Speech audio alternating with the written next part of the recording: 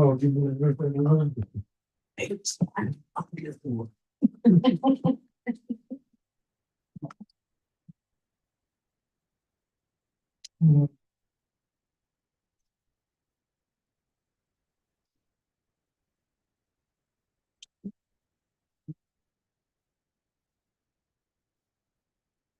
right, remember everybody to sign in. If you don't sign in, that means you're not here. I just want to say, everybody, please sign in. Good afternoon.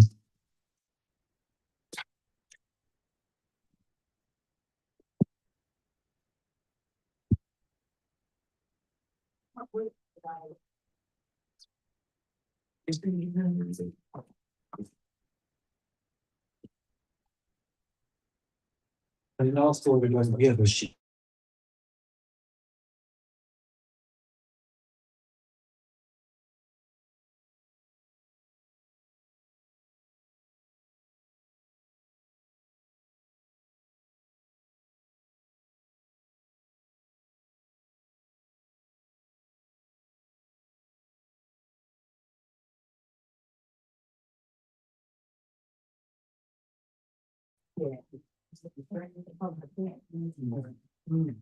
What information?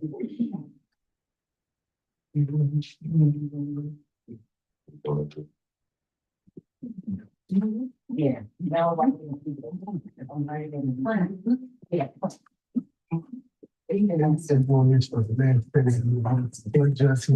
Just starting a few minutes. Today, you know, it's a very busy day, a lot of activities going on, so we trying to wait for some people to get back up. We're about to start in a few minutes.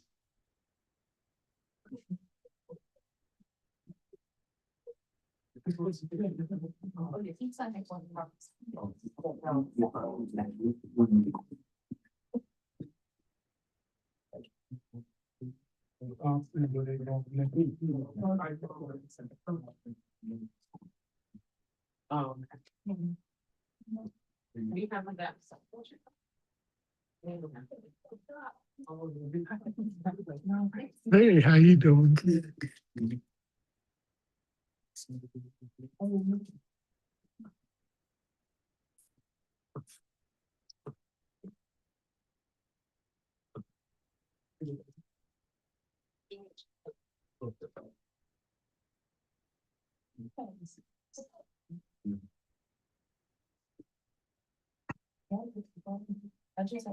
Hey.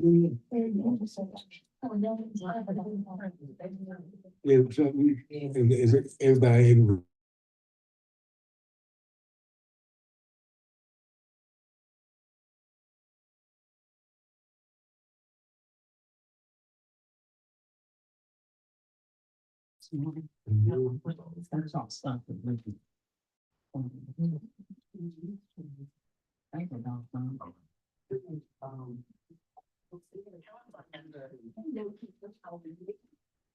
What's up, baby? I don't know how to ask me, but you got out here with the quickness. My information straight.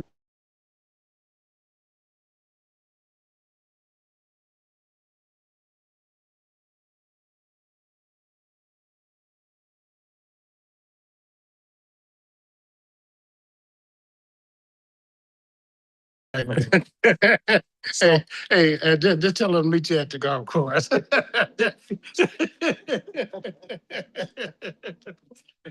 Cause we know you're gonna be there.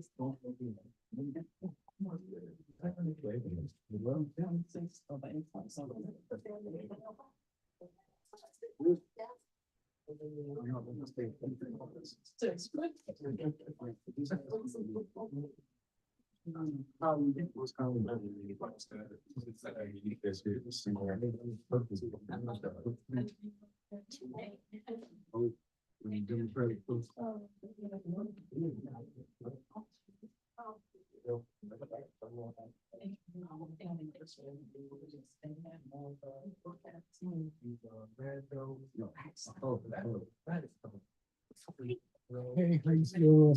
How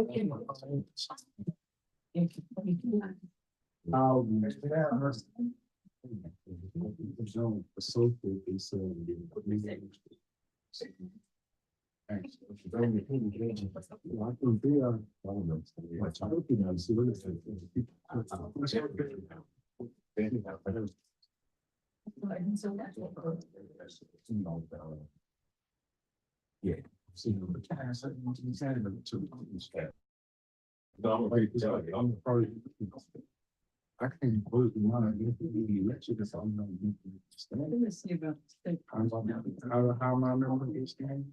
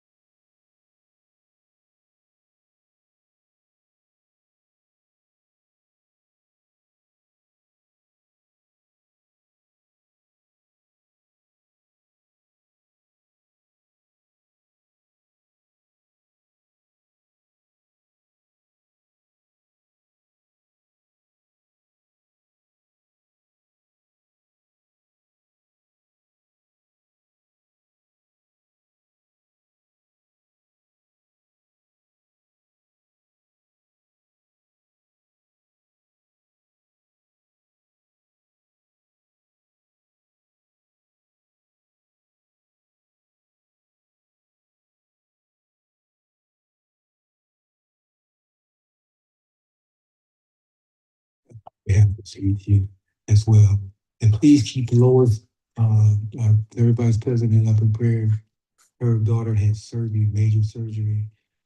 She came out okay. There's some complications, but she's doing okay. Keep her in the prayers, as well as her brother who suffered a stroke. He is still struggling. So please keep those. Her family's going through it right now.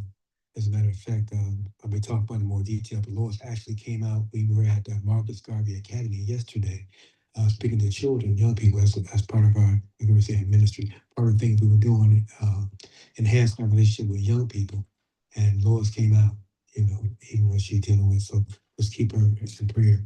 Is anyone else that we're not aware of who may have a family member who may be going through something physically right now?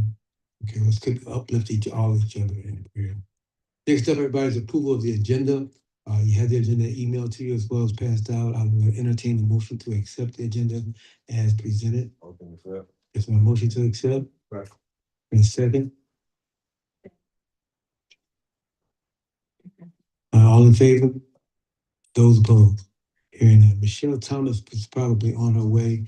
All of us, a lot of us who have been excused from the meeting, especially our officers. We were down in Laura Dickerson's event and the local superintendent has an event, so they're not here. I will suspend her report at this time because she has some things she wanted to share. If she doesn't, we'll come back to it. Next up is our financial report. Tawana.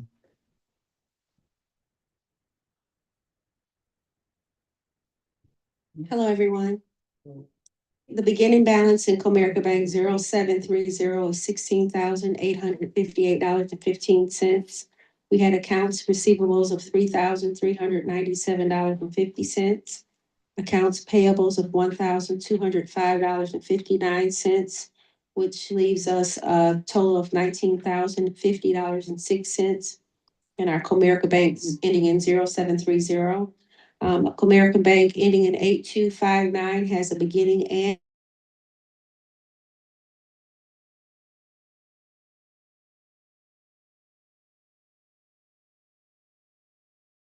and down $148.48, which gives us a total account balance of $32,581. This concludes my report. Any questions? Any questions? Any questions? Entertain a motion to support. Motion, is there a second? It's been motion and second. All in favor? Those opposed? Yeah, thank you.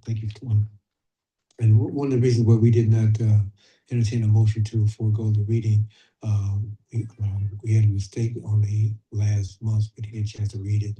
So she wanted to correct and make sure you had the updated information. And I thank you for that. She does a wonderful job. Next up is minutes. I will entertain a motion to accept the minutes and presented. They were emailed to you as well as passed out to you. Yeah. And a motion to accept them. Somebody else sent you, not that I don't want to accept your motion, but.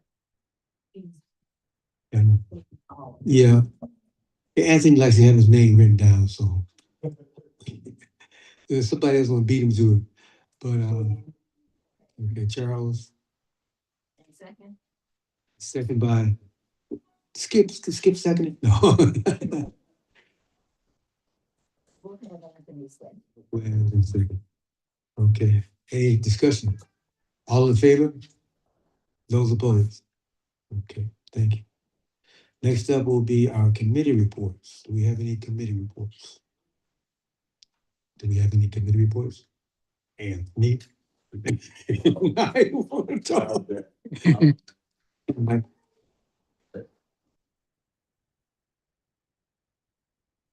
Good afternoon, everybody.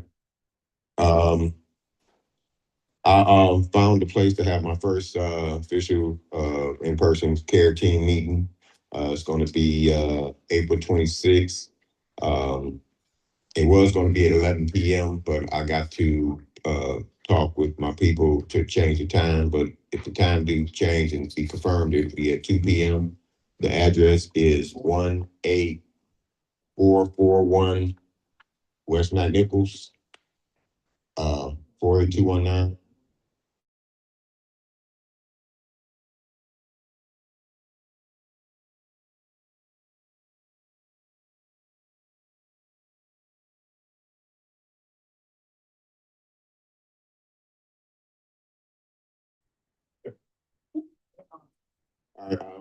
We're gonna be, basically, we're gonna be, introducing ourselves, and we're gonna cover general, information concerning environmental, issues. Any questions for Anthony? Any questions for Anthony? Okay. Hearing none, I will entertain a motion, not from you, Anthony, to accept your report. So a second. Second by Pam. All in favor? Okay. Any other committee reports? Okay, I have one I need to read to you from Justice Funding. Reach. Okay. No, well, popped up now because he lives. Let's hope and fill your heart today and pray to the Lord.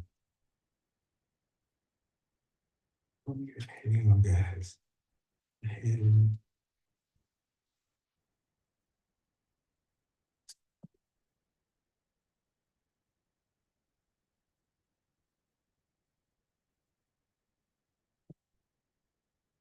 okay.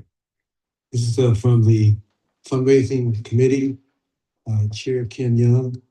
On behalf of the CBTU Detroit chapter, we want to thank everyone who purchased tickets to our Michael Jackson premiere on April 25th. We sold tickets on the 11th of March. We were sold out by the end of the week. Thank you, guys. We want to thank you and we appreciate you. And also the ticket keychain that you received in the purchase of the ticket. And she told me to specifically let you know that is your admission to the theater. That is your ticket. Do not lose that. That's how you get your popcorn, your pop, and admission to the theater. It's first come, first served, no reserved seating, and we are totally sold out. So make sure you have that ticket because they won't be able to help you if you don't have a keychain that's your ticket to get in. Please bring that with you. That's your ticket entry to the movies. Thank you so much, and more events are coming ahead. Thank you. Any questions? Okay. I'll entertain a motion to accept Ken's report, fundraising report as submitted. Motion to accept, there been second, motion is second. Yeah, Anthony. I have to wait for everything. Any discussion? It's gonna be at the Imagine, thank you, Calvin. It's gonna be at the Imagine Theater in Royal Oak, real nice theater, and also about the parking. They have valet parking there as well. They have parking that you pay for, but make sure you pay for it because they will give you a ticket. Okay. Call for the question. All in favor? Those opposed? And motion passes. Any other committee reports? I can give you a brief committee report on our youth committee. We are really ramping up, working with our young people, especially in light of the events with the teenage takeover. And we'll talk about that a little bit more. Some things we're looking at doing. Before the teenage takeover came out, we were talking about doing etiquette classes for them, teaching them parliamentary procedure, teaching things about union and getting them involved. So there's some other organizations that I've talked to, and we're going to come together and see if we can work with our young people. Those of you who've been knowing me for years, my passion for young people, or what we're so sad, save our sons and daughters, and as well as King High School and other high schools in Detroit. With my good friend Angelique Peterson, Mayberry, Northwestern, they put a swimming pool. Jimmy Settles put a swimming pool in there to provide swimming free for young people for the entire summer, with lessons and all that. So we won't be able to put a swimming pool in, but we can do some things. So we're gonna be looking forward to that. Any other community reports? Yes, ma'am. Mhm. Who are you partnering with? A lot of different organizations. We're in preliminary meeting. I've talked to the Pistons. I talked to the police chief and some other people. So we'll pull it together. Once I get the plan together, I'll share it with you. Yeah. But we are doing our reading program with the kids. As a matter of fact, IBEW, Byron invited us to join him and his team, and they did a great job, way better than we did. And it was absolutely wonderful. And I've got a relationship now with one of the schools I went to, or each school I go to, I got a relationship with. So thanks to IBEW, Byers people, we matched up with some young people. And it's all of us working together. I mean, I let him talk about it, but he had a myriad of different organizations, political, social, uh, consistently, unions, everybody, because we love our children. Any other committee reports? See now, we'll move on to, I have to bring up, Byron Osborne.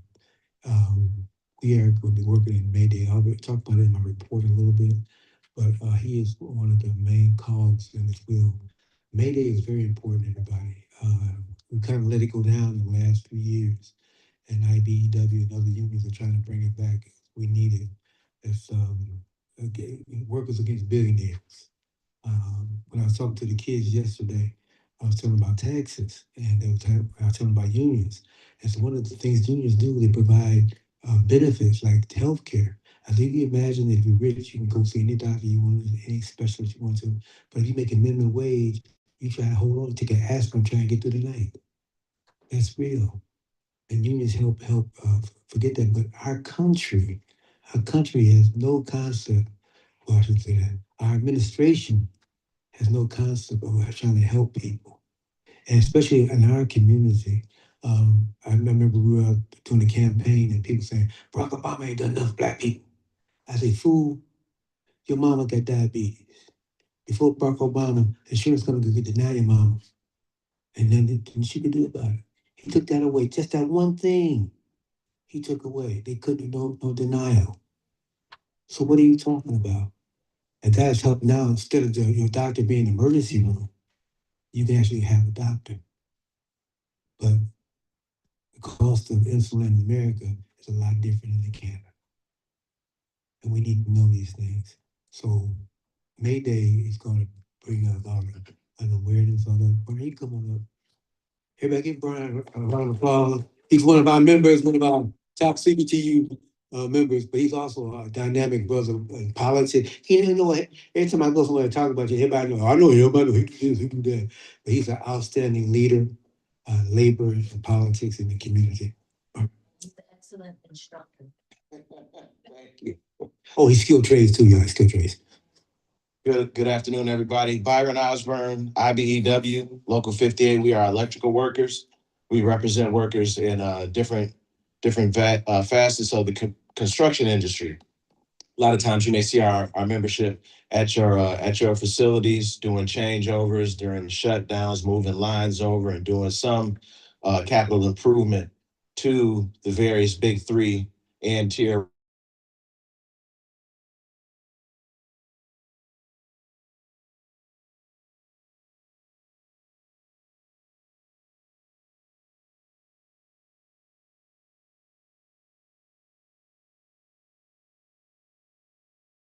our elected officials, put a good face to the local out, and most importantly, usher in the next generation.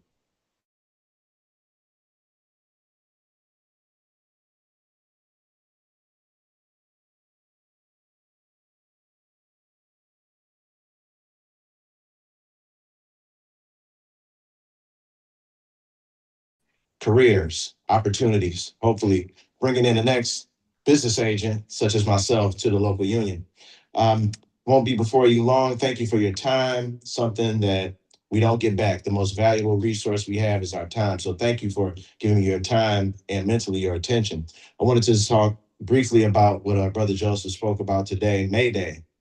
May Day, May Day, May Day, the International Workers of the World Day. We have Labor Day here in the States, but across the planet, we separate the International Workers Day, which is May Day. We're on we're in front of a lot of fights, a lot of war going on throughout this world. But on May 1st, we want to observe the war against us, the middle class, the war against the working class, the war against unions, the war that certain administrations are putting out here against working peoples and working families, cost of living. We could talk about groceries, eggs, rent, mortgages, interest rates, trying to borrow money. All of these things are set out against working people. We can talk about the attack on the National Labor Relations Board, how that board is pretty much stagnant. Therefore, issues that are going on the shop floor cannot be pushed in front of our federal jurisdictions because the National Labor Relations Board has been handcuffed. We can talk about wars against our collective bargaining, where the AFGE, our government workers, has been dismantled. We can talk about wars against development, where certain funding from the Fed has stopped construction.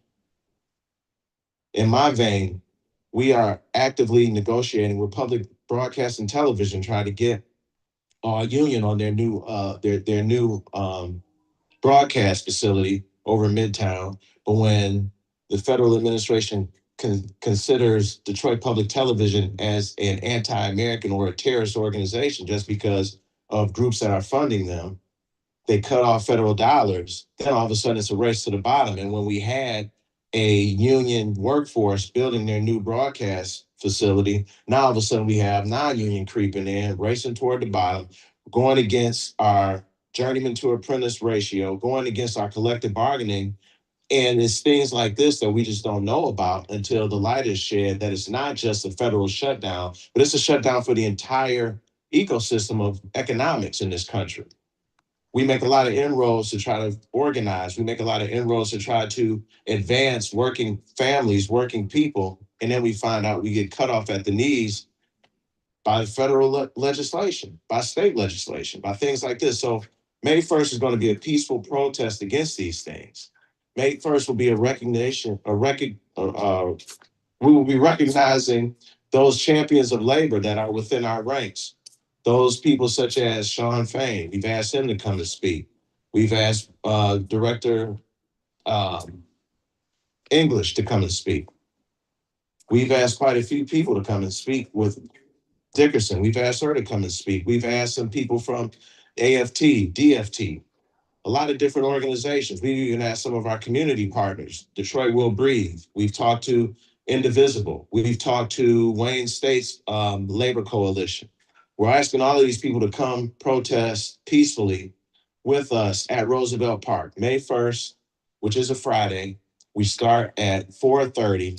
We're going to hold a rally at Roosevelt Park.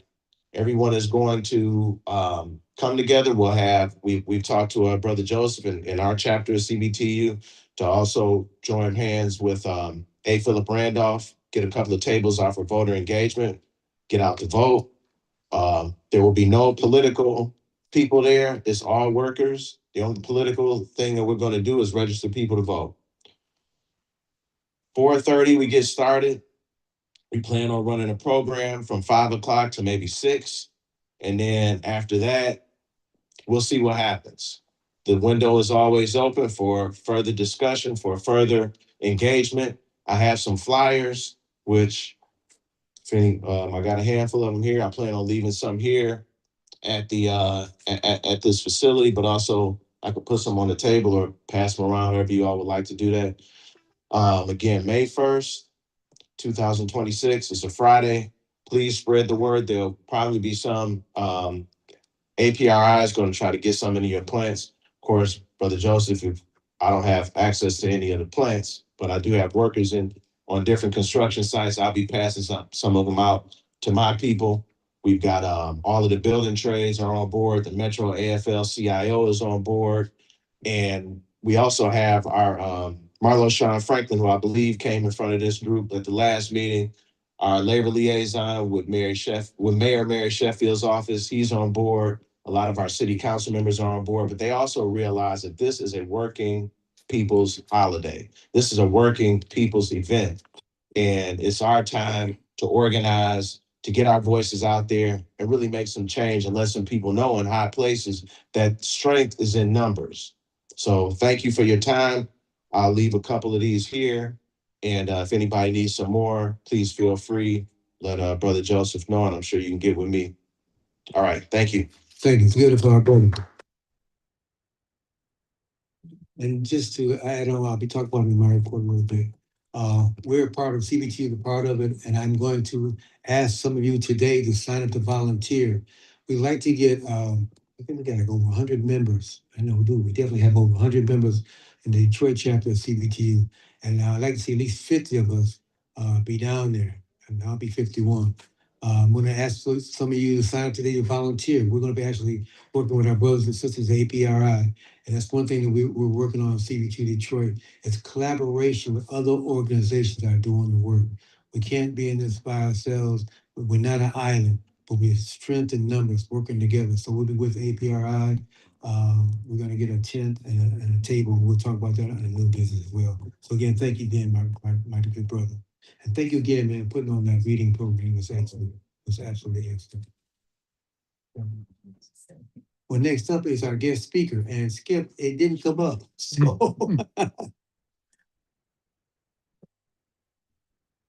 oh, you know what? Yeah, no. I was saying, wait for the shit. When was it? Okay, everybody. Really, he doesn't need any kind of introduction because he's part of the family.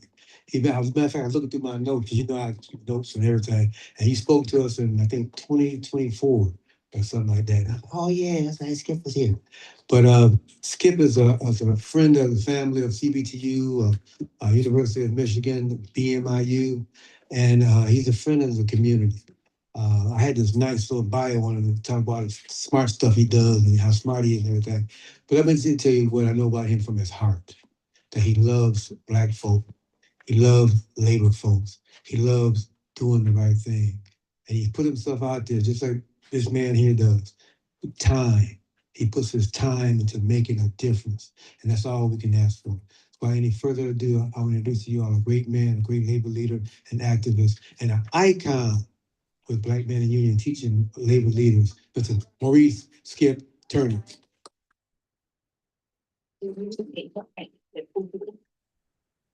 I'm gonna pay you shortly, Michael. I like that. You go way back.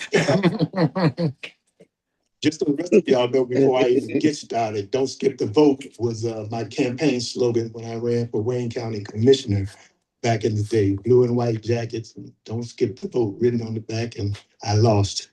Okay, I came in third, but I didn't lose the lesson. And that's important. Whatever you do, you get hurt, if you're sad, if you get happy, if you have fun, don't ever lose the lesson that you're gonna learn. Mike said I was a kind brother when he sent me the text. And I looked at the text and I thought, iconic? Me? You know, I couldn't believe it. I went to the dictionary, looked it up. Yeah, I still opened the dictionary and turned to a page and looked up, what does iconic really mean? Widely recognized, famous, loved. And I thought to myself, is that me? And apparently, I made an impression on some people over the years. But to me, I was just doing what I was supposed to be doing. I was raised to help people, give people a hand without looking for something in return. A little bit about my history that Mike talked about. I was born in West Virginia. I wasn't born here. I was 5 years old when my family moved here. That's why you don't hear that West Virginia twang, but the country's still in there. Believe me, trust me. Moved to Detroit, 5 years old. Went to school here. Started working here. My brothers tell me that I worked about 40 jobs because I wouldn't stay. If I didn't like the job, wouldn't quit till I had another job. Then I'd come back and quit. Take off and go. Wound up running a shoe store. Anybody remember Northland? Yeah. I ran a shoe store in Northland for about 2.5, 3 years. Regal Shoes is the name of it. And I hired a young man from my community. He came out and he worked for me as a salesperson. He did good. Then he got hired by Chrysler. And he used to call me every day. "I can get you in." No. I don't want to go to the auto plant. I worked at 18 out in Ypsilanti at the Novi plant. And they tried to kill me. To be on the toughest job on the line. And I used to say, "Give me another job. Give me another job." I said, "No, you can't get another job till you do your 90 days. 90 days. On my 91st day, I went in and I said, "Transfer me to another place." They said, "No." And I said, Walked out the door. They said, "What about your check?" Forget that check. They're trying to kill me up in there. Yeah. Drove down the freeway, stopped at the airport, got hired by Delta Airlines the same day. They said, "You got the job." Got to Atlanta to talk to the boss. Okay, the next 2 or 3 days, I'm there. They flew me to Atlanta, talked to the boss. They flew me to Atlanta, fed me breakfast. I went in with the boss. I was all in with him all of 3 minutes. And he said, "I'll see you later. You got the job. Thank you." And I left. That's a little bit of history, but it goes on and on. I told you I had about 40 jobs that I did. I worked at Chrysler. I was a machinist by trade, did the job, but I was kind of mouthy. I mean, I wasn't crazy, but I was mouthy. I knew what my rights were, and I wasn't going to let you violate. So one day I was getting in trouble. Foreman said, telling me to do things. I said, no, call my steward. We'll talk about it. So he called the steward. I waited about 15, 20 minutes. Steward turned the corner. He's about 100 yards from me, but I could see him. He turned the corner. And this is how he was coming down the aisle to me. So, oh my God. I made myself a promise. I'm going to run for election. If I ever get elected, I'm never going to show up looking like that to represent anybody. Lo and behold, I lost my first election. I impressed some people out on the job. They wanted to partner with me, and they said, "Are you going to run again?" And of course, I'm going to run again. Ran again and won, and spent the next 22 years until my retirement in office as a steward, recording secretary, and president of my local union. It was a tank arsenal. We used to make Army tanks out in Warren, Michigan. It was a wonderful experience. Near the end of that, we got a president who changed things around because Congress always voted on what weapon system to buy. And they always bought tanks because that's a ground war. They fought ground wars. Ronald Reagan got in office and he thought we didn't need 2 tank producing plants. And he decided we're going to close one. So our political machine geared up. Ohio's political machine geared up because that's where the other one was, in Ohio. And we started lobbying Congress. And we were calling and writing letters and doing things like that. And I was told, you might have to come to Washington. I'm just a steward in the planet at this point. You might have to come to Washington. So we made plans. We're going to take 5 buses. We're going to take black, white, old, young, male, female. We're going to take management, believe it or not, we're going to take some of them, and go there and lobby Congress. We got a call from Senator Carl Levin. He was senator at that time. And he said, "You don't have 5 months." We were planning 5 months out. He said, "You should be here," I think it was like 30 days. They're all going to be here. You have access to everybody. So we pared it down from 5 buses to 1. And we filled it up with the same people we talked about, male, female, white, black, old, young. And we rode overnight to Washington, D.C. So we were cranky, tired, and ready to fight. So we get to Washington, D.C., and they take us in this conference room. And they bring in an attaché of Carl Levin's. And he's trying to talk to the crowd, my union brothers and sisters. He's trying to talk to us. They were giving him no respect. No respect. They're tired, they're ready to fight, they want to go to the Capitol Hill. And he said, "You're going to need this information." They didn't want to hear it. I'm sitting at one end of the table, and he's sitting at the other, and they're lying on the table this way. And he looked me dead in the eye. Said, "You're going to need this." And something said, "Okay, just listen." So I kind of did like that.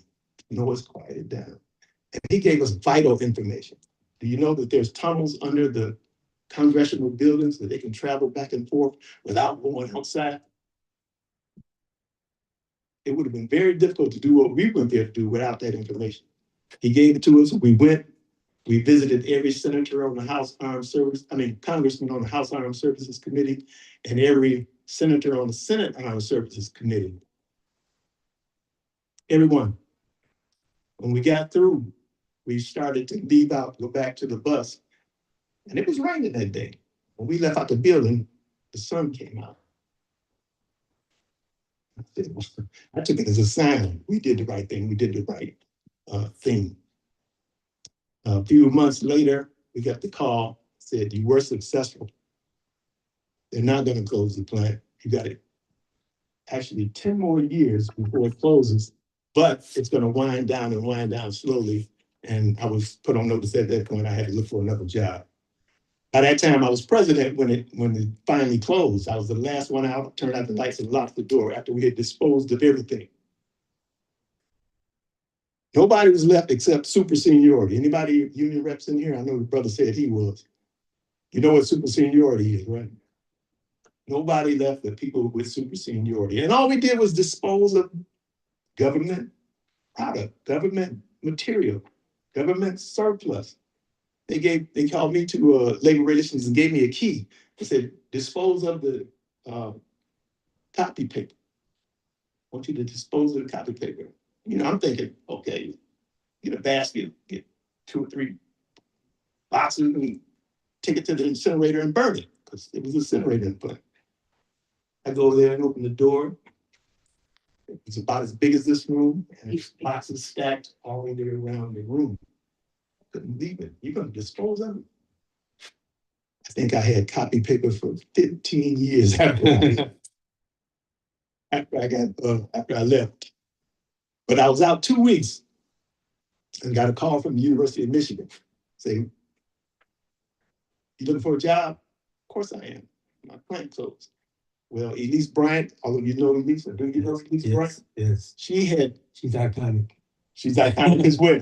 She had taken a job in Washington, D.C. at the National Labor College and recommended me, and they called me, and I went in and replaced her. And they gave me 90 days, the same 90 days in my life, say 90 days to see if they like me. I retired from there 20 years later, so apparently they did. And in that time, we ran programs, and you were well aware, Black Men in Unions probably was the most iconic and well-known one, but Michigan Summer School for Women Workers, which I think is coming up next week. If you haven't registered, you should. I'm not doing a commercial, I'm just telling you. My God, what a program. Latino Workers Leadership Institute. Winter Leadership Institute which was geared toward European Americans.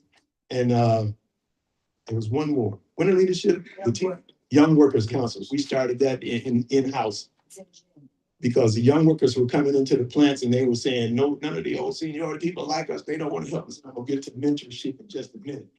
They don't want to help us. So we thought, let's just put on the Young Workers Conference. And it grew. It grew. The young workers put together a resolution and sent it to the convention to become a part of the UAW Constitution. It failed. Because it didn't get to the floor, there was a misstep in the procedure, and powers that be knocked it down.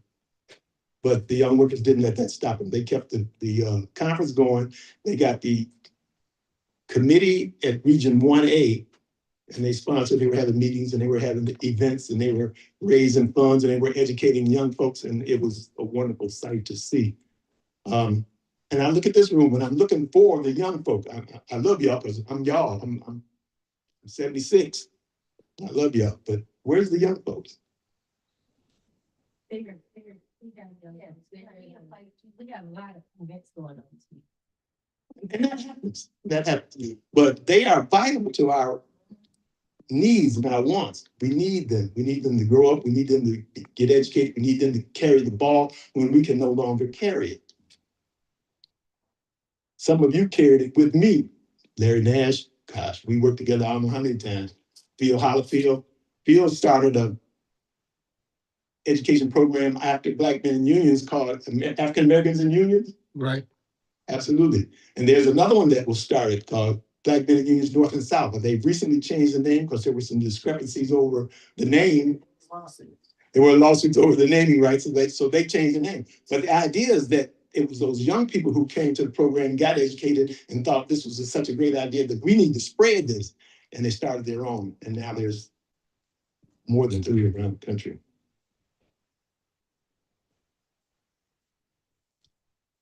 So what you gonna do? And I told you I was gonna touch on mentorship, and that brings me to my question, what you gonna do? What is mentorship?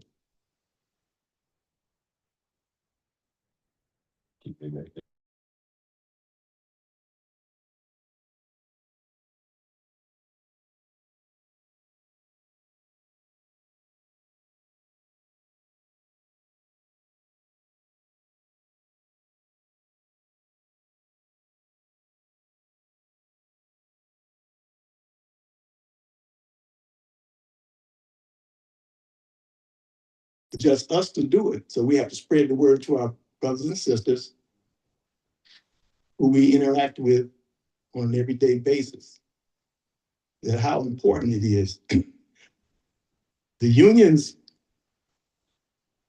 are making a comeback. Would you agree? Yes.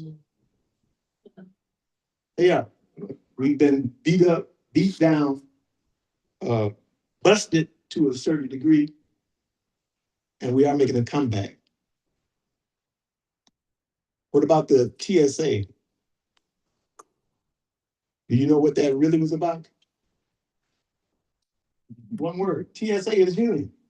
But we're gonna bring non-union ICE and pay them to do the job while TSA is not being paid and doing the job. It's all about union busting. But I didn't hear that being presented in the press. No. Not at all. Not at all.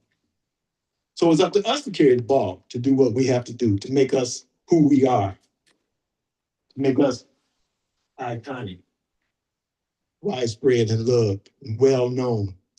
We can't go around getting our job, working our job, getting our pay, and going out home and doing nothing. Mike said I was out there of myself, giving myself until a point in my life where I couldn't no longer be out there. And that was 4 years ago, 5 years ago. My wife was diagnosed with pancreatic cancer. So we were making plans on what was coming next. And I'm like, I was turning down opportunities to go speak, to go talk, to go teach. And I had a contract with the IUOE. You know who that is? International Union of Operating Engineers. I had a contract to teach with them. And I was calling people, telling them you better get a substitute because I'm not going to be able to make it. And my wife told me, you can't stay, you got to go. Those people are looking for you, they love you, you've been there several years, you have to keep going. So the only two jobs I kept was them and the insulators, pipe wrap, people that insulate your pipes.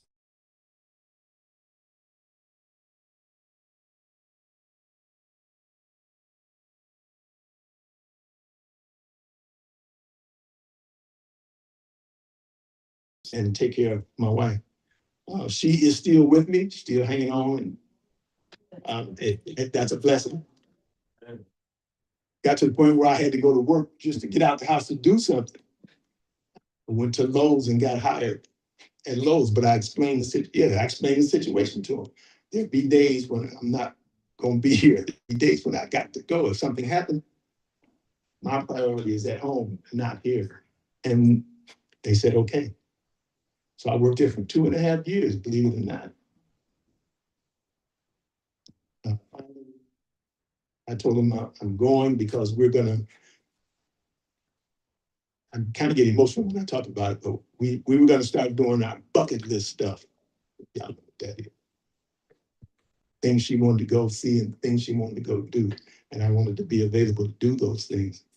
So I'm doing it. The doctors gave her, and I'm gonna change the subject. The doctor said, people with your condition live on an average of 4 to 5 years. We're 4.5 now. God is good. And all the time. No, you better know it. But I'm not gonna talk about that anymore. Because I'm gonna start crying, and I don't want to do that. Pardon me? Thank you.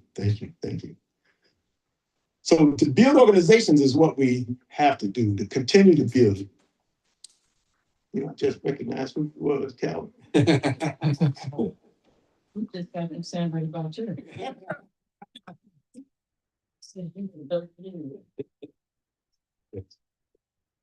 We do have to build organizations, bring in young people, not just bring them in, but bring them in and give them an opportunity. Back in the years, Michigan Sunday School for Women Workers, Latino Workers Leadership, we gave opportunities. Still gonna cost you $5. All you had to do was come in and if you look like you wanted to be somebody or do something, we'd give you that opportunity. We wouldn't just throw you to the fire. We call it a facilitator. We'd have two experienced instructors, and we put you as a young person coming in wanting to teach with those two experienced instructors. Now, it's up to them to give you whatever responsibility into the classroom that they would give you that you could handle. Reverend Mark Phillips, and I know some of y'all remember Reverend Mark Phillips, and I were teaching him. We had a young facilitator, and he pumping his chest, throwing his hands up at us, and I can do this. It's not a problem. Mark and I talked to him. Well, we're going to give him some time near the end of the class and see what he does. So that time came, and we gave him that time. He did all of a minute and a half. And we looked, and he looked, he said, he was gone. We knew at that point it wasn't going to happen. But there are other young folks, and if the ones you pick don't work, then select somebody else. It's up to you. Is it up to them to ask you? You got the knowledge. You have the knowledge. You have the experience. Pick who you like. Let me tell you how I got picked. I was a machinist at the tank plant. You don't know anything about CNC machines, computer numerical control machines? You punch in codes and sequences, and the machine takes off and does the work. And you stand there and watch it and make sure the tool tip don't break. And we cutting armor, tank parts, huge. So some of those jobs, you standing around all 8 hours of your shift. So I'm up on the machine, running the machine, and this guy would drive a jitney. You call them little yellow trucks. And he parked right off my machine. Couple of days, I'm thinking, what's with this guy? Third day, he come and he did it again. So if he comes back tomorrow, I'm gonna say something to him. The next day, he came back. Parked his little car there. I got off the machine, turned it off. What's the problem? You either wanna or you wanna fight. What? One of them two. What? And what you want to do? He said, no, don't take it like that. I think you make a good union rep. You look like you got a good head on your shoulders. You look like you know what you're doing. And I was astounded, and I didn't want no part of it. Sir, well, thank you. Until I did run, like I said, lost that election and then spent the rest of my time out there, 20 years as a rep.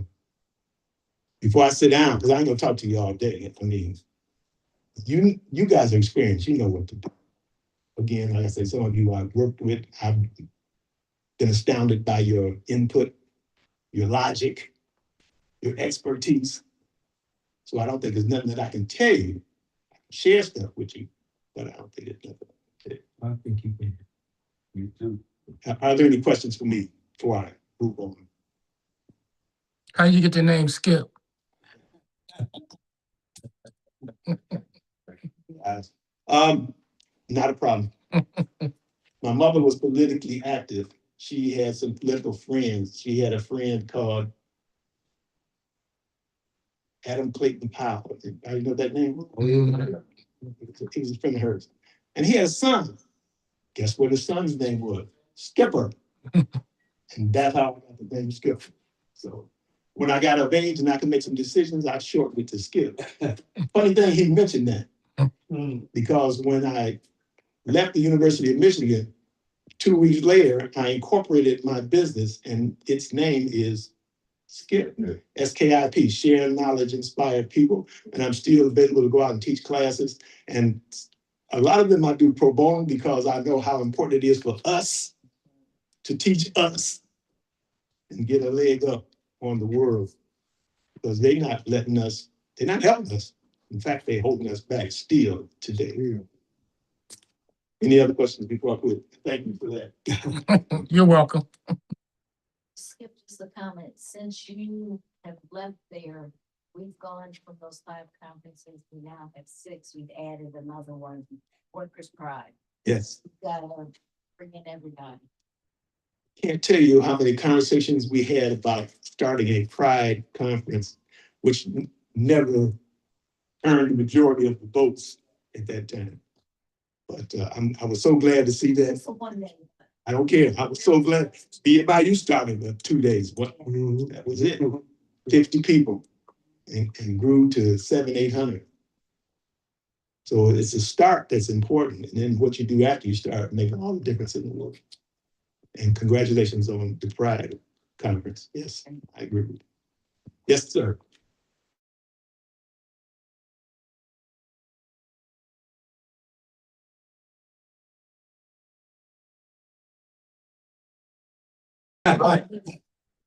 And that's what I want to expound on.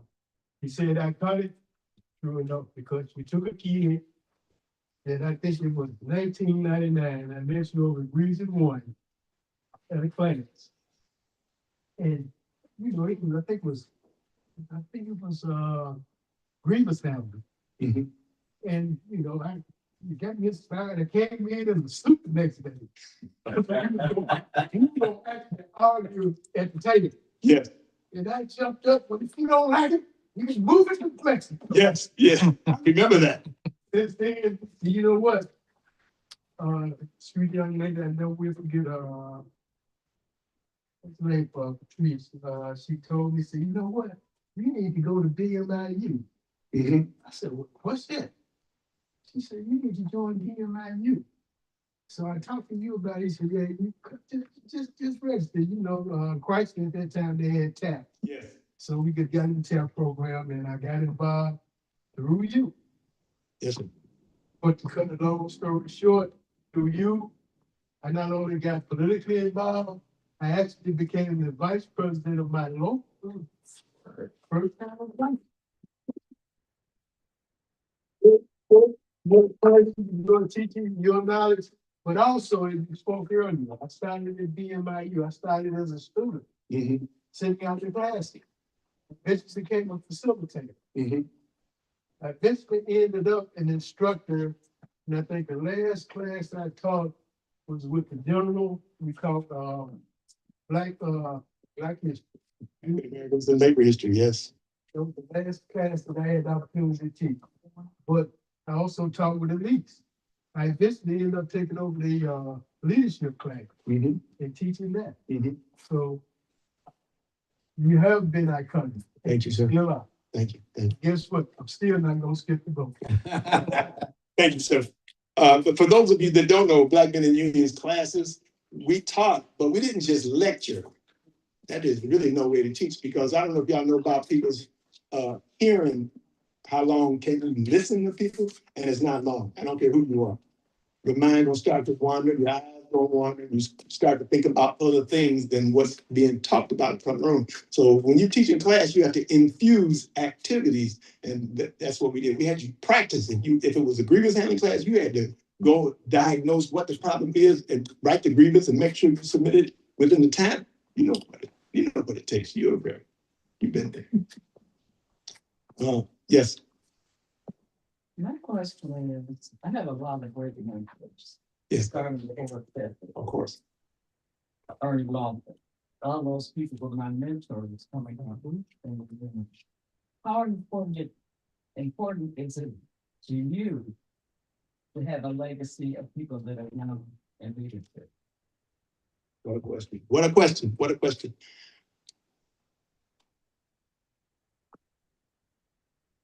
This is how important it is to me. And before I tell you that, I'm going to share something. When I first realized something was happening with my teaching methods, and it was up at Black Lake at the UAW compound. And I was going from the main hallway to the lodge. And there were some European folks on the tennis court. And there were bikes parked on the tennis court. And I was walking past, going to the lodge. And all of a sudden, they broke down and started whispering to each other and looking. And in my mind, I'm thinking, I'm not gonna steal your bike, you know? We had Black Lake, you know, I'm not gonna steal it. Later on the dinner, those same people approached me and asked me who they thought I was. And I was, it was me. And they complimented me. Finally, I said, let me eat my dinner. But it kind of dawned on me at that point.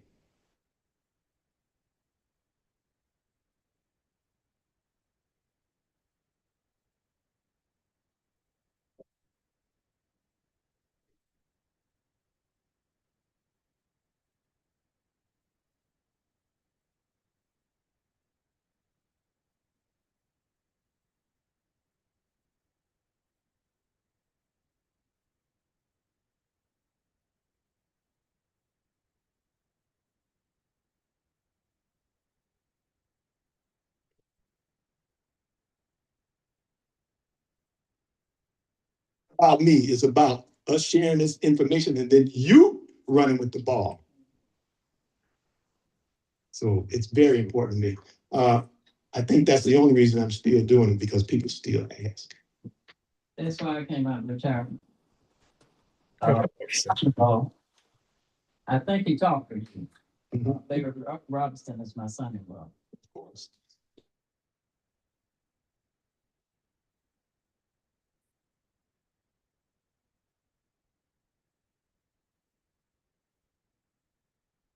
What you're doing. You're a human person, be a human person all the time.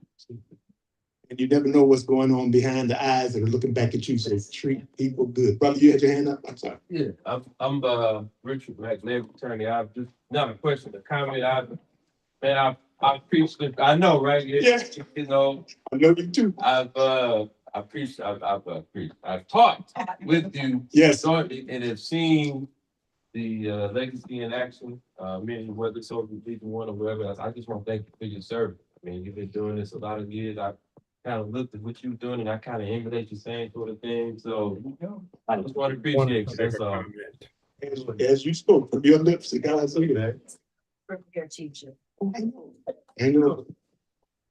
Been in the room several times when he was doing his thing and he was on point every time. Yeah, I'm listening at you, and then I just let me put that in there. That's something, gosh, we never forget the teachers that make a difference in our life. Nate Head was one that made a difference in my life. And I will never forget it. And please give me a moment of silence. I'm sorry I didn't ask when I started for another friend who made a difference in our lives, because he sent more people to Black men and unions than any other local back in the time. We used his local union many times, no cost. I mean, he put motions on the floor and they passed them. We were allowed to do that. We had parties at night from the conferences at his local 900. And that's the passing of Brother Jeff Washington. So please give me a moment of silence.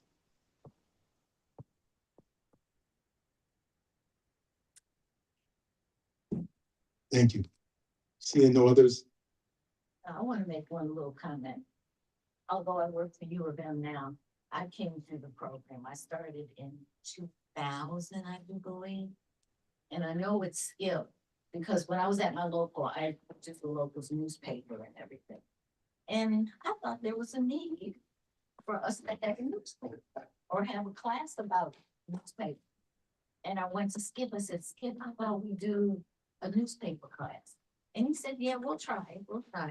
Well, only 2 people or 3 people signed up for it. And we need a threshold of like 8 or 9 for a class, cost effective. And the Skip said, go on and do it. And to this day, every single conference, we have a media class. Only because he believed in it and said, yes, it will work. And now we have a whole media team that are at every single conference. If they're not teaching a class, they're still at the conference, doing the media, newspapers, social media, interviews, Facebook, Instagram. It's way more than two. Oh, yeah. Okay. So thank you for that. And thanks, because that has been my closing. I talk about mentorship and bringing young people in. You just heard what the sister said. Whoever's in the chair, sometimes you got to listen to the young people, listen to their ideas, follow them, give them their head, give them some responsibility, help them do what they want to do, and your organization will grow. Absolutely. Thank you very much. Give it up, Skip, y'all. I just want to say thank you. Thank you, Skip. Been trying to get him here a couple of times and he couldn't, but he made it today. I want just to piggyback on some of the things that he spoke about that you all probably, I know you don't know, but it's part of what we do and why we do. And you'd be surprised the power that you have. Skip talked about the young workers. Let me tell you something that you don't know. When they tried to do the young workers, they were like, Kevin Tolbert, Erica Hill, and Tammy, I can't forget her last name, and Jimmy Settles made that happen. They brought me into the fold, made that happen, where it became on the floor, it became part of the Constitution. Same thing with chaplaincy. I had a guy in my plant who wanted to start a chaplaincy group. I said, man, they probably won't do that because so many different faiths, but whatever you need to do, I'll try and help you. With the local 600, they turned him down, but he kept going. And now chaplaincy is in the Constitution of the UAW. So your work is important, what you do. I was involved with, she was talking about class, Tracy and I were doing media. And at the time, I was the president of the Ford International Newsletter Editors, all the Ford newsletters in the world. Only Black, longest serving president. And they didn't want us to send people to that. That's all we know, BSBR. So you never know where your power is at, why God placed you in a position. But the thing is, you got to use it just to sit back on it. But Skip talked about the mentorship, and we know we try to bring our young people are coming.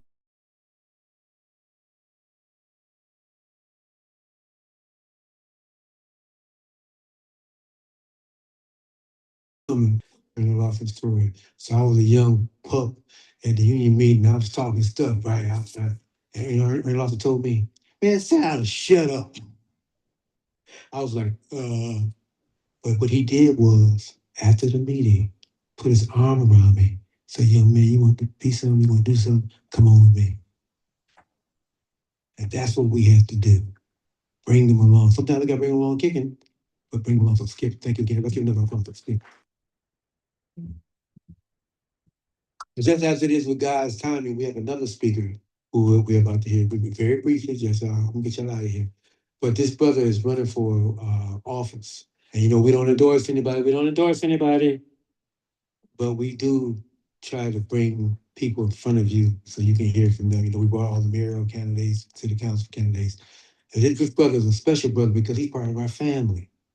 He's a labor lawyer who does the fight for labor legally.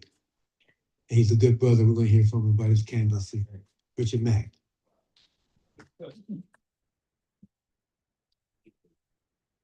Wow, thank you. And I'm here to celebrate with Skip. Yeah, God bless you. I'm Richard Mack, and I just again want to say, as I just said, how impressed I've been and have trained with him over the years, number of events. I'm I'll be very quick. I'm running for Wayne State Board of Governors, and I am a labor lawyer by trade. Miller Corn Farming, I don't know many of you all. We only represent unions. We only represent workers, and I've been doing that for the last 28 years proudly. And the reason that I'm running, one of the reasons I had a conversation, actually, quick story with Mark Gaffney, who was former on the board of governors. Board of governors obviously is the overseeing board of Wayne State University. They kind of decide all the budgetary issues. They vote on the union contracts. And Mark, you know, when I was thinking about running, I called him. I said, well, "What do you think?" He said, "You know, man, I was able to do some really good work for the unions, I was able to help the faculty negotiate a pretty good union contract.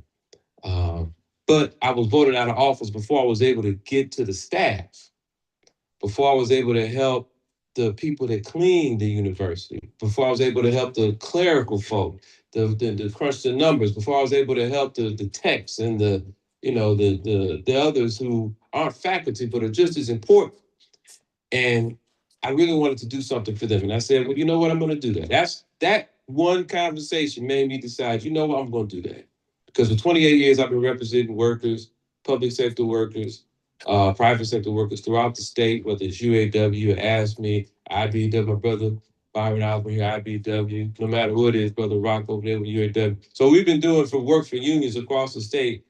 And when he told me how the staff were being underpaid, how you can, whether it's cleaning the floor, crunching the numbers, but they're looking at you as an expendable commodity, as somebody that doesn't really matter. As somebody that, yeah, okay, we know that floor's gonna get clean, but get out the way so we can build another $20 million building, just so we as administrators don't have to walk across campus to talk to people, students and workers, but we can just stay on this side of campus and be over here. Or we're gonna give you little peanuts so that we can keep paying professors who used to be presidents who don't teach classes, $600,000 a year for not doing a thing. $900,000 a year for people who just completely overpaid. So they got all this money to build these big buildings, to pay these people that aren't teaching, but over here the workers aren't getting what they just deserve. That's why I said I got to step in and help. And so, I'm soliciting you all support. For those of you, the way that this works is at the convention for the Democratic Party. The position is nominated by the Democratic Party and the Republican Party. I'm a member of the Democratic Party. Shouldn't be a shock. And this next weekend, we have a convention where the party nominates individuals for that office. There are two open seats. And there are three other people running actually. I'm proud to say that I've been endorsed by most of the unions, including IBW, UAW, AFSCME, Carpenters, MEA, been endorsed by the Black Slate, just got the 12th district, today the 13th district.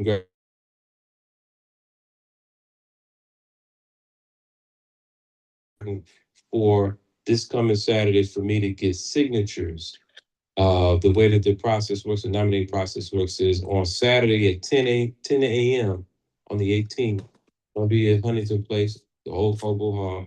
We get petitions and we have to get about 820 some odd signatures between that date and Sunday, 1 o'clock, the 19th. So if any of you are interested and available to assist the brother to make that happen, please, I got even a little clipboard. Please come and see me. We'll be around. But thank you so much. And again, Skip, man, I've been watching you. We do training, we do it pro bono as well. We get that message out. And I just want to thank you publicly for your service, for educating people. It is so critically important for us as a labor community to educate folk. One of the things, 10 seconds on this, Labor at Wayne is a program which isn't as robust as it used to be, but it needs to be. I want to make sure that we get that across the state so that you can go online. And just like at U of M, you can go online and learn about what happens if you are denied FMLA? What happens if your job is taking your money, stealing your wages from you? What happens if you're being discriminated against? If you're trying to form a union and you're getting fired or something happens to you, you need to be able to learn that from our university. And that's what I really want to do. And a lot of that comes from seeing this brother right here standing pro bono, training us on what it is that we need to learn. And so that I hope to implement that same spirit to make it statewide throughout the university. So thank you very much, Richard Mack. Please go to my website, RICHARDMACK 4FORWSU.com. Check me out. God bless. That's it.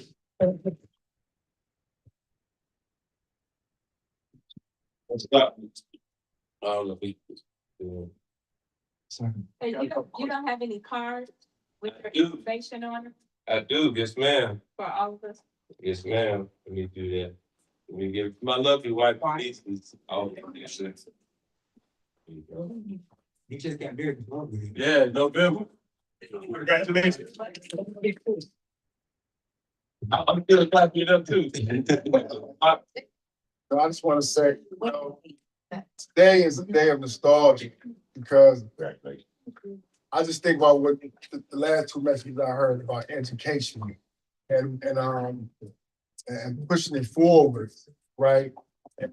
Being unselfish and giving of yourself and time to help raise the next generations of leaders. And so I just want to say thank you to both you, Richard. Thank you. You, Skip. You guys have meant a lot to me in my journey, for education. And both of you check your phones right now. I just text both of you. The flyer from when y'all both worked together with me back at local 869. Yes, yeah. 2015, right? And we did a class, and right, these guys didn't charge us no money to do the class to teach.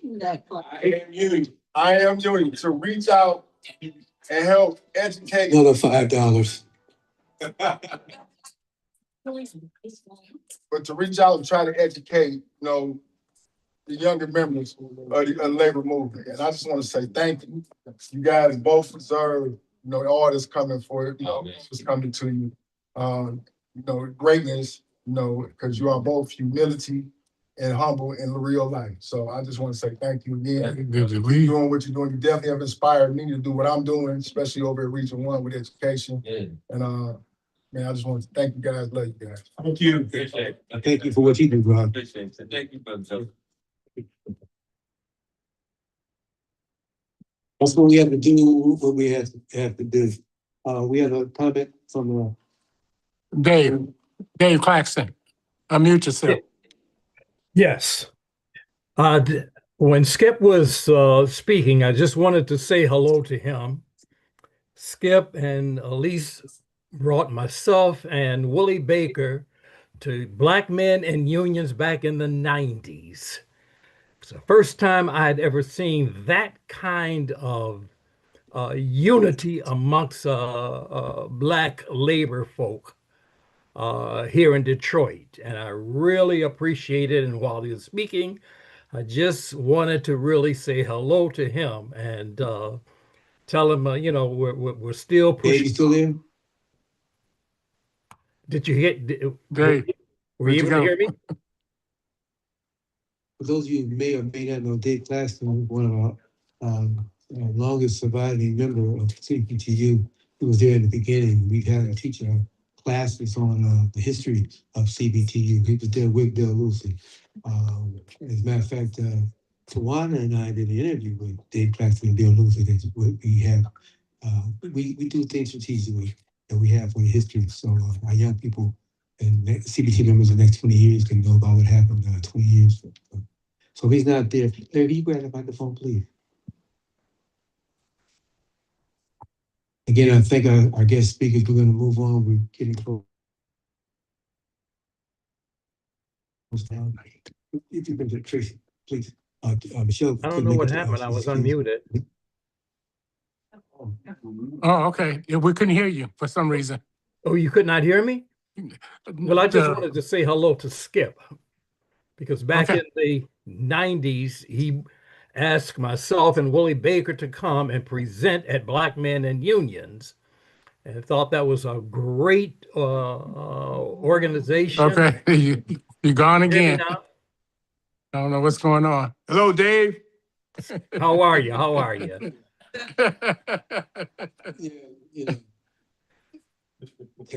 Sorry you couldn't hear me. You keep cutting off for some reason. Okay. All right. Right now, we want to go to our corresponding and some information. Tracy has some issue. Okay, since we've been talking about education so much, this is an opportunity for everyone here to get some education. Next weekend, University of Michigan, we're having a Michigan School for Women Workers, the oldest running women's labor educational program ever. And it'll be next weekend April 16th to the 19th, held at Somerset Inn. We have a wide variety of courses being offered. Our number one class, and actually we had to close it, is the mental health class. And our own Lois Lofton Donover is the instructor for it. We're having financial planning, which is another course that everyone seems to, especially the younger members, are signing up for because they're realizing they need to start planning now, not when they get 40, 50. Now is the time to plan.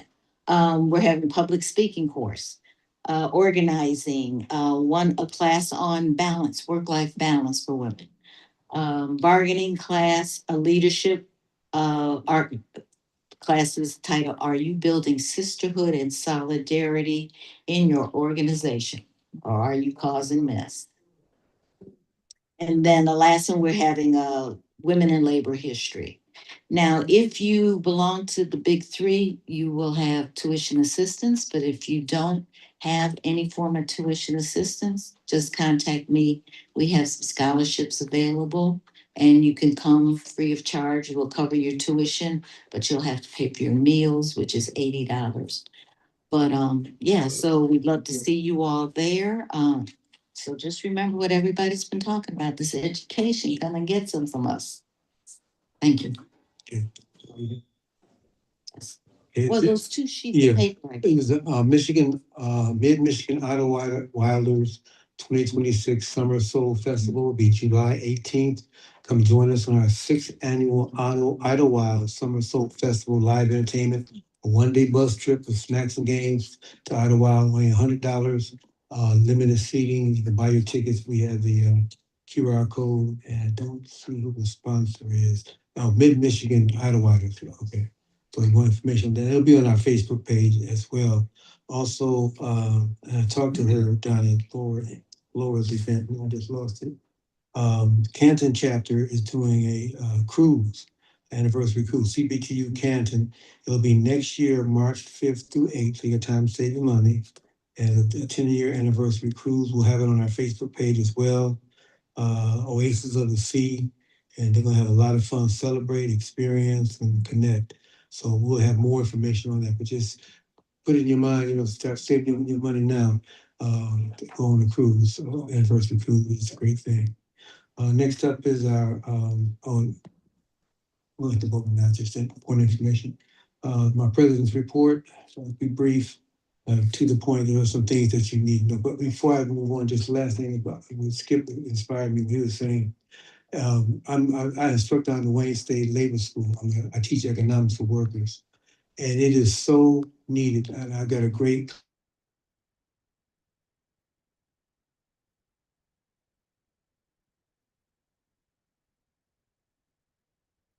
class. See if I get a good evaluation. Okay? But not being silly, the Wayne State University Labor School is vital.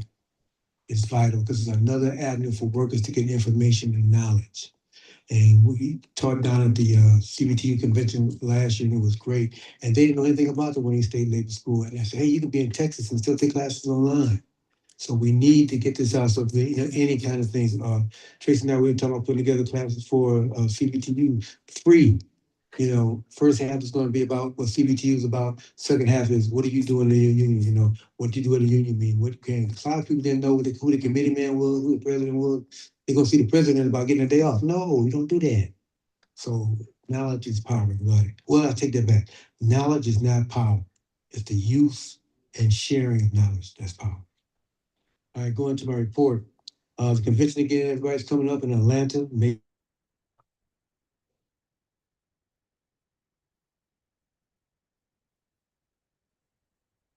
We're probably sold out. I'm not sure about information. The Overflow Hotel cutoff information, cutoff is April 28th, and we'll have our information on our Facebook page for you as well. We'll be sending it out in the email. We normally send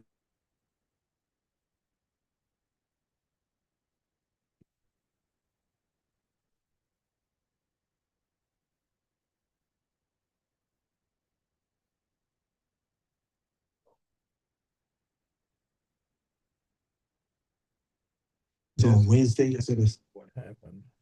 But the sound kept going in and out. the golf is on Wednesday instead of Saturday. The Carol Anderson workshop, it's on the 20th, and they have a $25 registration fee, because in the past, people would sign up for it and then not show up, and it costs effect, so, the non-refundable, cost. Thursday, the 27th, there'll be a building trades fair, and I'm sure IBEW will be there, from 4 to 7, but I'll be off-site, from the hotel. And, the booth cost, we're gonna vote on today. We had voted last week or last month to have a booth, sell items fundraise. That booth cost is $150. We gotta get the money in soon, so we vote on that today to pay for it. Please, again, sign up if you're going to the convention so we can know, so we get you some communication. The convention will be different this year.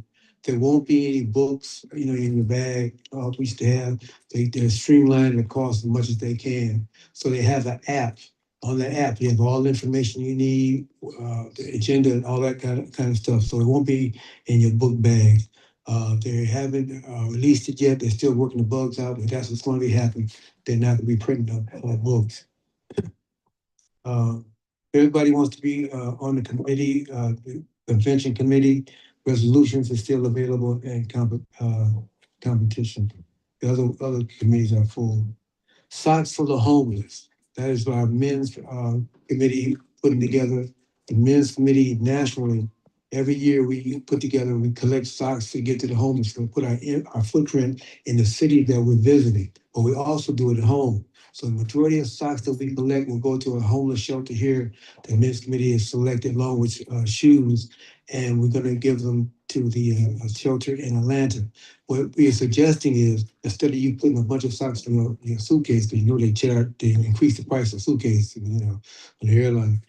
You can buy socks when you get to Atlanta. You can go to the mall and buy some socks. That's what we plan on doing. We need volunteers for the retiree meeting. Dave, I'm doing your pitch, Dave, doing your pitch.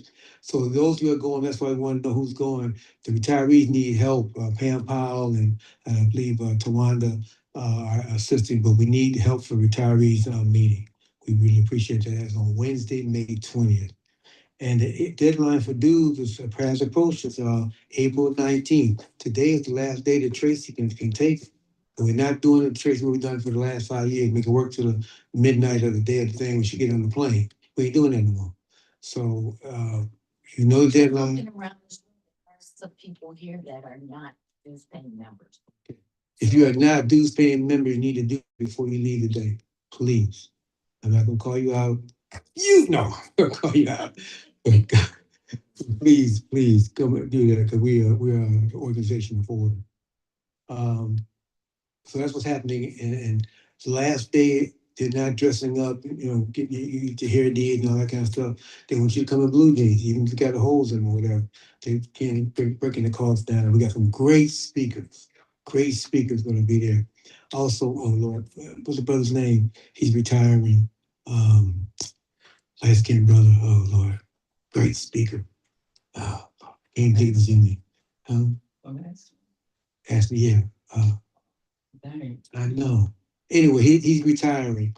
It's his last speech in front of CBTU, so you don't want to miss it. His name will come to me at 3:00 this morning, but he's an incredible speaker. Also, was new. Instead of just going to picking your package up and going out, where the vendors are, they're going to be doing town halls there. They're going to be doing roundtable discussions, so you can be in there, spending money as well as getting some information. Excuse me. Now, for our regional conference, if you have not signed up for the regional conference, please do so. Go online and do it. The regional conference, Region 7, our region, is Saturday, April 18th. Okay, it's next Saturday at 9 a.m. Sign up, continental breakfast. The conference starts at 10 a.m. It's going to be held at UAW Region 1. So what you need to do is to go on to their Cash App, $ Region 7 CBTU, $ Region 7 CBTU, and pay your registration fee. That is going to be $35. Again, their continental breakfast, and it's going to be a great day. Also, the regional elections will be held October 3rd, and that'll be at local 651 in Flint. And we'll give you more information on that as we receive it. We're gonna have a hospitality suite. The regional officers are all donating the money for that suite.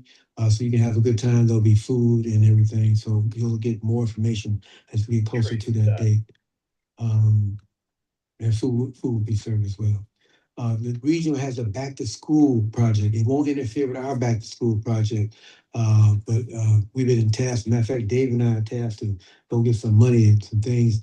The region wants to get iPads for the kids, about 100 iPads, and give them to them. So we're gonna be, all the chapters will be working on that together. We want to give away again 100 iPads.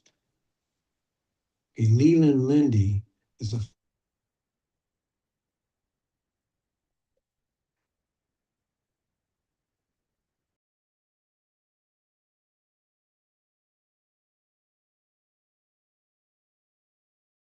some of y'all are a little older than me. Some of y'all a little younger than me, but y'all all need insurance because you don't know what's going to happen. And unfortunately, in the Black community, a lot of us are, when someone dies, we get jacked up. We have to have a family meeting and you got 100, you got 200, you got 300. No, be prepared. It doesn't cost a lot of money to get life insurance. And you all get enough just to cover the burial. And I'm not saying, you get 1 million and give Pookie and Ray Ray 50,000. No, I'm not talking about that. I'm talking about being able to bury your loved one without causing any conflict, financial conflict, and additional worries during that period of time. So, Lee Sanders, thank you, Lee Sanders. I knew somebody smarter than me. Dave, thank you, Dave. I knew somebody smarter than me because Lee Sanders is an incredible speaker, incredible labor leader. And this will be, he's retiring, I think in August. And this will be the final speech at CBTU. He always gets everybody off their feet. So you don't want to miss that. You don't want to miss that. Moving to Detroit, our reading program, we'll thank Lois for pulling that together. Hugh Perkins, a good friend of mine, joined me at the reading, and the kids were phenomenal. I think we're going to share the pictures with you at Yes Academy, and it was phenomenal. Police officers and all of that. And the kids asked you 1,001 questions like how much money I made, how old I am. I talk about Dr. King. How old are you, man? And yesterday, when we were at Marcus Garvey, I had this watch on, right? The kid goes, "Is that a Rolex?" I said, "No, I don't have that kind of money. I'm a labor guy." You know, and again, I cannot praise IBEW putting together the program and letting us be a part of it. Mentoring and youth programs are in the pilot stages. As we said, we're putting together a program teaching etiquette. We've got a program for young boys called You Can't Breathe, You Don't See, teaching them how to tie, how to shake hands. I've got the police chief, a great police chief of Detroit. They're going to be working with us and teaching them how to deal with stops. Don't get shot. You cannot win out in the street. So what to do, even if a police officer doesn't do his job the right way, you have to do your job the right way so you be able to go home with healthy. So we're in the early stages of putting those together, those mentoring programs. I need someone, I'd like to get someone before the end of the day to volunteer, or I will appoint you. I have no problem with that. For Juneteenth, instead of us doing our own event, we all decided at our last meeting to work with Local 7, it's Gary's group, and they get away bicycles, they get away all kinds of stuff. We worked with them before, but they had me speak on, you guys know I'm a historian, so I spoke about Juneteenth. But what Gary and his group are doing is even more fantastic. They're providing funding for the parents to pay for their kids to be in the softball league, to be in the hockey league and all of that. So we're excited about that. But we need somebody from CBTU who will help him do that, represent us. Anybody want to volunteer right now? Okay, I see you. But it's a great project. And they do great work. That local does great work. The civil and human rights do great work. We attended the Region 1 men's event, and my brother was honored, rightfully so. And it was kind of appropriate that he spoke this morning, this afternoon. The Skip was given a Bill Lucy Award. It was great. It was great. Congratulations. So people be watching you, man. They know what you mean. And that's a great honor from Bill Lucy Award. That's phenomenal. He was very well deserved. Also, Tony Braggs received an award, and forgive me, I can't remember the director of Region 4 received an award. Sean Fain spoke, and I'm gonna tell you, that's the best speech I heard Sean Fain ever give. I was like, wow, that's how you put that in the can and sell that, bro. And LaShawn English spoke as well. So it was a very well attended. It was a beautiful night. The food was good. Everybody looked good. The women were beautiful. The men looked good. It was just nice. I even had clean socks on. It was really great. The winners, thank you, Phil, for doing that. Phil did electronic. We had bought tickets. We had supporting each other. We bought a table and we raffled tickets off electronically, and the people won and had a great time. Great time. And then, should have, see, you got, sorry, Calvin was there. And Claude Cummings also spoke. Claude, of course, did a dynamic job. And going back what Skip was talking about, Claude Cummings has been talking about what's been happening to federal workers. See, Trump does so much bull crap, we forget. When he first started doing the bull crap, he fired federal workers, fired them. And then Dodge, I forgot about Dodge or Doge, what the hell they call it? Doge. We didn't dodge no bullet from Doge. Cancel contracts. Just got rid of it. There was an organization that was designed to protect consumers. Benefit. So if you ever complain about a company, it's gone. You can't do it anymore. So you got to pay attention. That's why don't skip the vote. Again, we were at the Marcus Garvey Academy yesterday during Career Day. I want to thank the volunteers that came out, Jerry Carson, Lois. And Lois, with all what's going on to her family, she came out and spoke to the kids. That's how great Lois is. I had some friends that joined us. You guys know my background in theater, professional actress. She's been in a lot of movies. Y'all seen her in a lot of movies. She spoke to the kids. A friend of mine, nutritionist. She she made smoothies for them with fruit, the strawberries, the blackberries, and telling them, don't eat the garbage food. And it was just a great day. I had a wonderful time with the kids, but I got a chance to talk to them about where the career is. Don't worry about a job. Get a career. I said I took myself as an example. How many different careers I've had. So many things God has blessed me on. But it was so funny because the kids said, "How much money you make?" But they also asked some good questions. What did you do to get that job? What is it you like about that job? What's the worst thing about your job? So it was great. It was a great opportunity. We're gonna be doing that again. That's something that we're gonna be doing. Is going into these schools and standing in front of these young people, teaching them about labor unions, teaching them about what labor unions do. And part of my spiel is I talk about their teachers are part of the union, firefighters are part of the union. They don't understand this thing. They don't know this thing. We talk about skilled trades. One of the things I do, and I implore you to steal this from me, I go into it so when I was at Marcus Garvey, of course, I told them, Wakanda forever. So they all did that, right? And I said, what's your superpower? What's your superpower? And one little girl to me, I'm invisible. I said, girl, I can still see you. What you mean you're invisible? And so I told him, I said, no. I told him, do like this. Y'all do the same thing. Y'all do like this. If the kids can do it, y'all can do it. Oh. Do like this. I said, what's your superpower?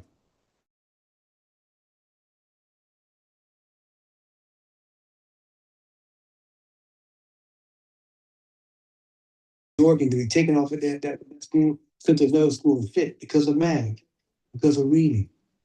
So it was just a wonderful experience. And you will have an opportunity to do that with us because we're going to be adopting schools. One of the things I don't believe in doing is going to a school and reading to them and making them laugh and have a good time and leave. We're going to actually adopt classrooms where we're going to go back so we can get a relationship. One thing I've been doing this for a long time.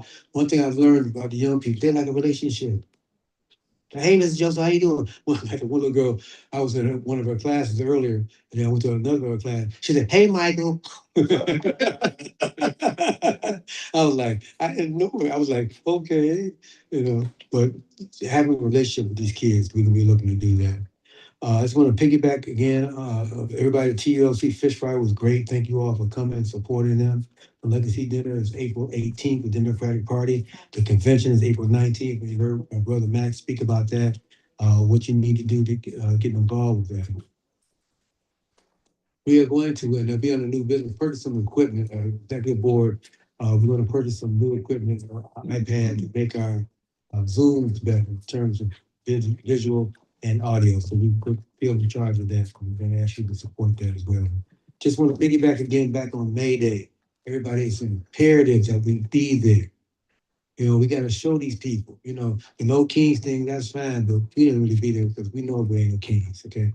We talk about the king of kings. We don't need to be nothing that. But we need to be there for May Day. We need to show up and show out. So if you'd like to volunteer to sign people up to register to vote and to share information, please do so today. But we need at least 50 members.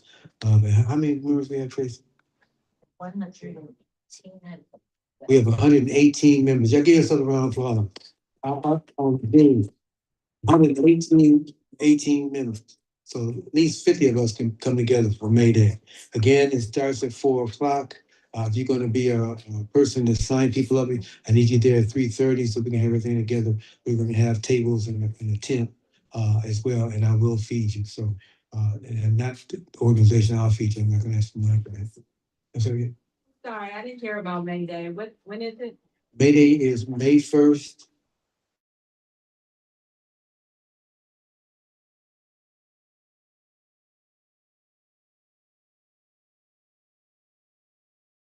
Okay, and it's before.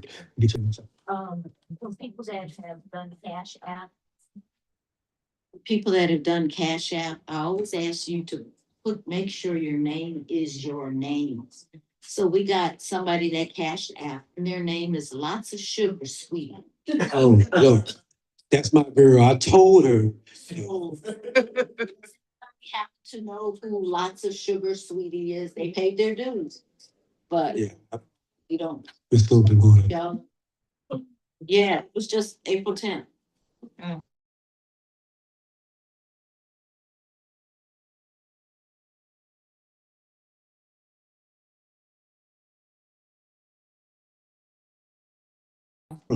Okay, get out this check. We need you. We need your government name. We need your government name.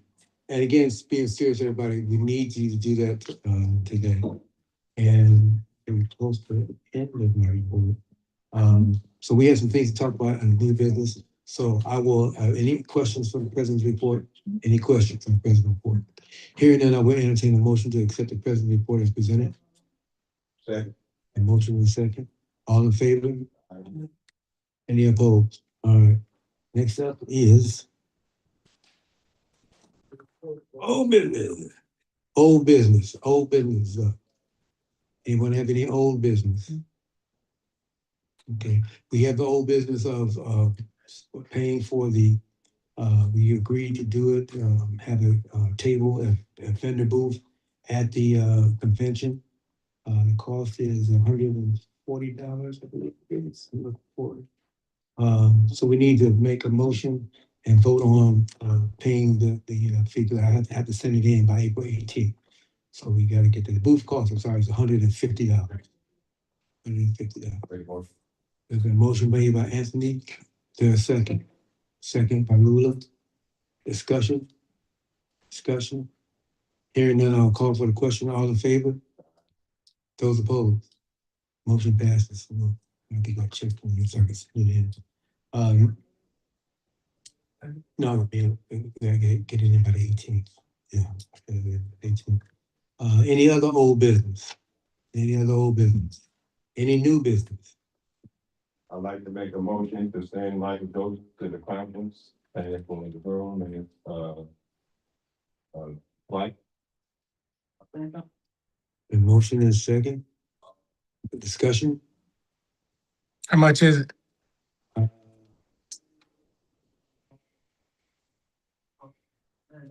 Be no more than $1,700. We talked about this at the e-board, and the room is $1,548.82. My airfare was $114.33, but she told me I was supposed to pay for it that day, and I couldn't pay for it till we voted on it. So my airfare may go up maybe $200. So I would recommend that it would be no more than $1,800. now covered with other business. So it's amended, with Phil's question. Any other discussion or questions? Any other discussion or questions? Hearing none, I'll call for the question. All in favor? Those opposed? And then motion passes. Another new business thing came up, and I'd like to get your support on the discussion. Gary Grant has done a lot for us, especially when it comes to the convention. Stays up there all by himself, which really ticks me off. The vendors, and he spent hundreds of his own money putting things together. And he's asking us if we could assist him with his airfare to the convention. And I think a good price would be up to $400. It can be anywhere from $200 to $400 to assist him on his with his airfare. So somebody can make a motion on that or for discussion. Make it motion. Okay, motion for Anthony. Who's it for? Gary Grant, our first vice president. Is there a motion in second? Discussion?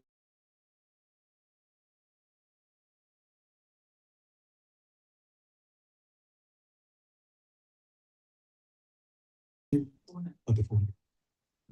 Hearing none, I call for the question. Any questions on the, I call for the question. All in favor? All right. Those opposed? No, thank you. I appreciate that, y'all, because Gary works his butt off for us, financially and physically. He's a great leader, so we thank him for that. Any other new business? Any other new business? Any good and welfare? Go ahead, man. I want to thank everybody for my flag. Still just crying about that. Was very happy to receive it, but this will be the first year in 31 years since I've been to convention. Oh, wow. We, as you know, ICWC, I was the director of training there. They lost all of their money and they used to send me every year. So anyway, y'all have fun and learn a lot of stuff when you get convention. I'm a retiree, so I can't afford to go on my own. And see, I thought you was sugar honey baby. Yeah. That's a sugar. So I just wanted to say, appreciate all the years that I've been able to go. So say la. And I think we showed you how much we appreciate you.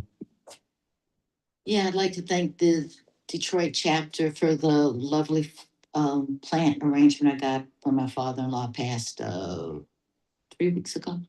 Greatly appreciate. He lived a long, great life, 98 years old. Oh, wow. And he was a blessing to our family. And thank you for the beautiful card you sent to CBTU and me. Thank you. Yes.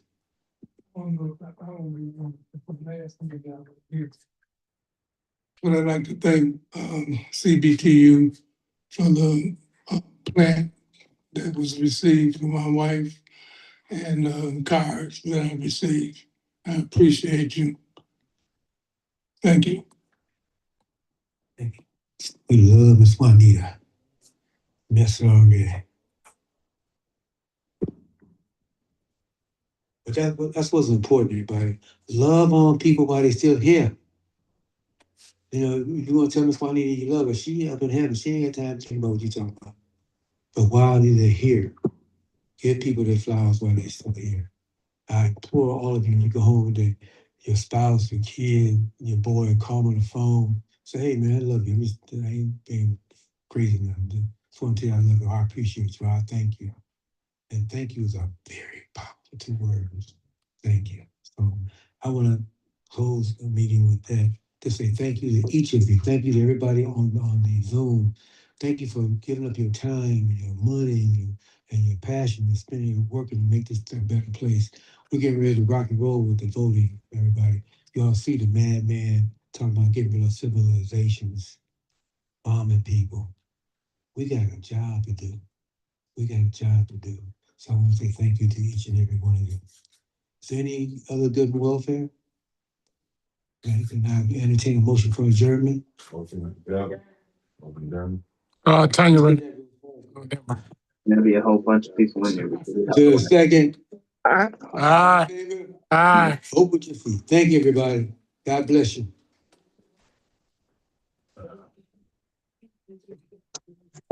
I forgot.